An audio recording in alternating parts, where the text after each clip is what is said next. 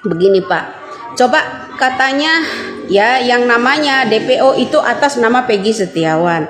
Kemudian ada tanda-tanda di telinga. Nah sekarang gini deh, ya di telinganya Peggy Setiawan anak Pak Cecep ada bekas jahitan operasi, bekas anting nggak?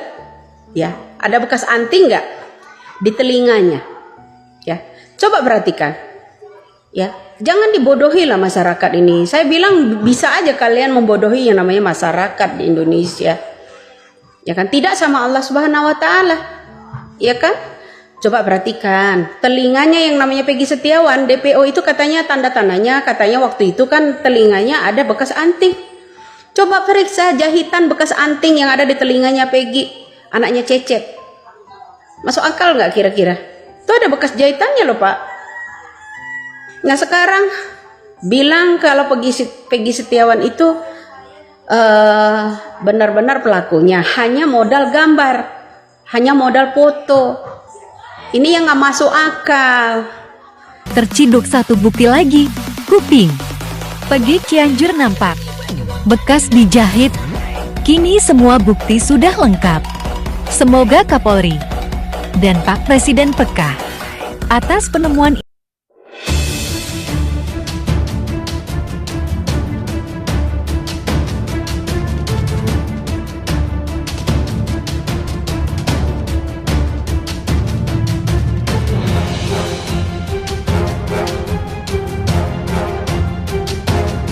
Kembali lagi bersama saya di Zol TV.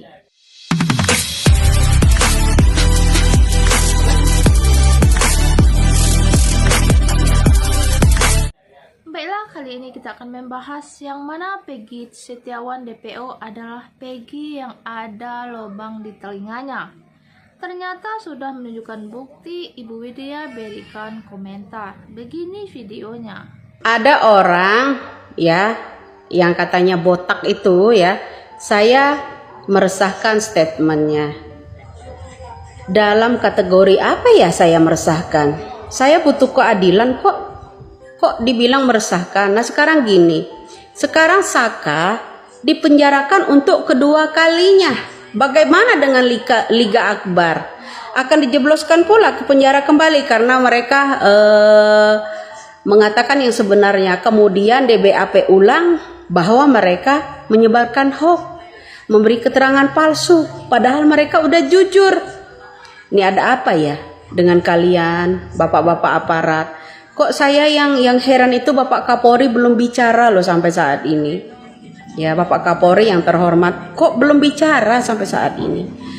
Saka sekarang ini akan dijebloskan ke penjara untuk kedua kalinya karena dengan alasan bilang kalau Saka itu dibayar, yang memberikan keterangan palsu. Pak, bagaimana bisa bilang kalau Saka itu dibayar? Kalau mereka itu dijeblosin udah disiksa kemarin, bilang dipaksa. Yang dipaksa sama maksa yang mana? Coba, bener enggak? Ya kan?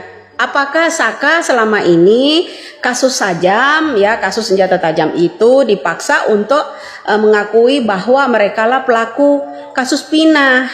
Itu baru betul, itu paksaan Pak, itu baru betul.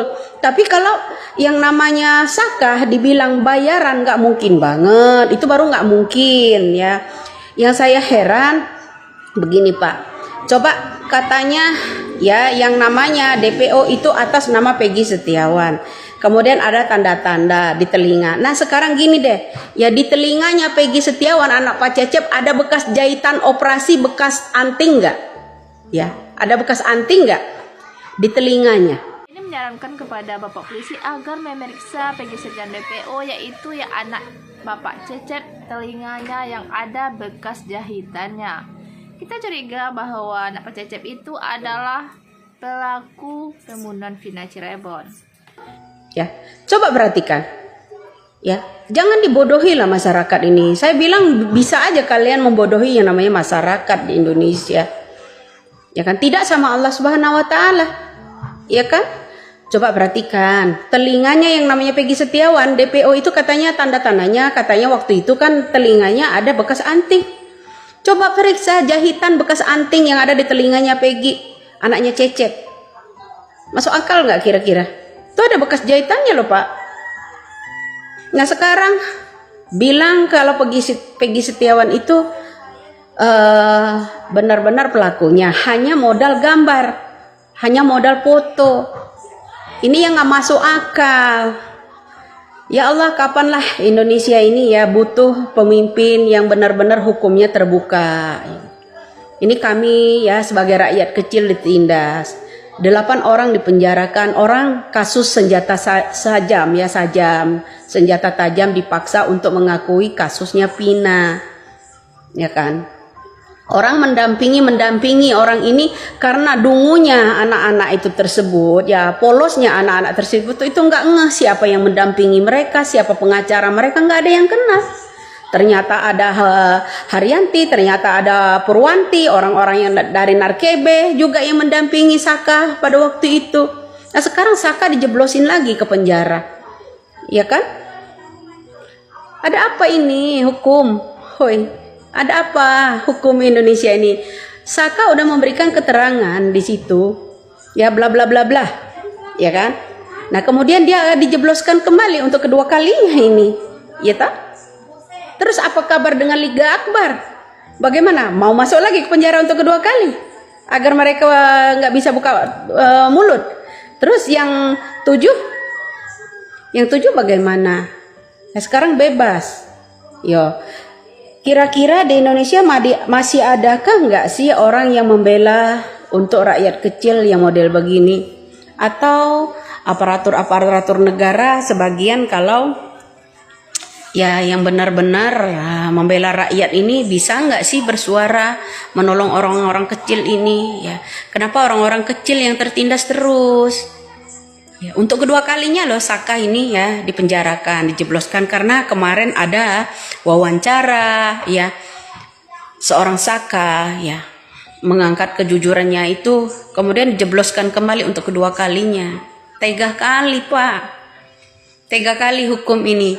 Kemudian saya dibilang meresahkan. Saya tuh nggak meresahkan, butuh keadilan. Periksalah orang-orang yang dari awalnya, ya kan? Seperti itu aja kok. Sampai saat ini Kapolri juga saya belum ada dengar kata-katanya untuk membela rakyat-rakyat kecil ini. Ya Pak ya. Coba Pak. Ya DPO yang sebenarnya orang yang menaruh Vina di yang namanya jembatan ya kan itu ada CCTV terutama. Kemudian orang-orang terdekat Vina berkeliaran ya termasuk kakaknya sekarang ini menggunakan Facebooknya katanya ponselnya ada di tangan polisi. Kok bisa kakaknya sekarang menggantikan yang namanya akunnya Vina ya kan? Ini udah direkayasa sedemikian rupa. Ini untuk menjebloskan Saka untuk kedua kalinya alasannya apa?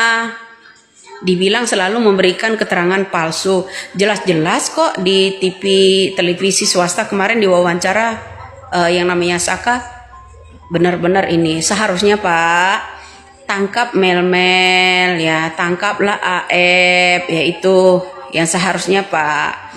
Bukan orang yang udah ini Liga Akbar ya terus kemudian yang namanya Saka, Peggy Setiawan kalian korbankan. Orang-orang yang benar-benar tidak tahu apa-apa dipaksa.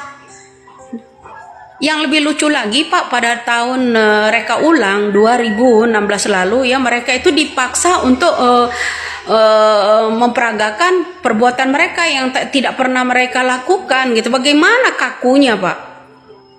Bukan otak mereka karena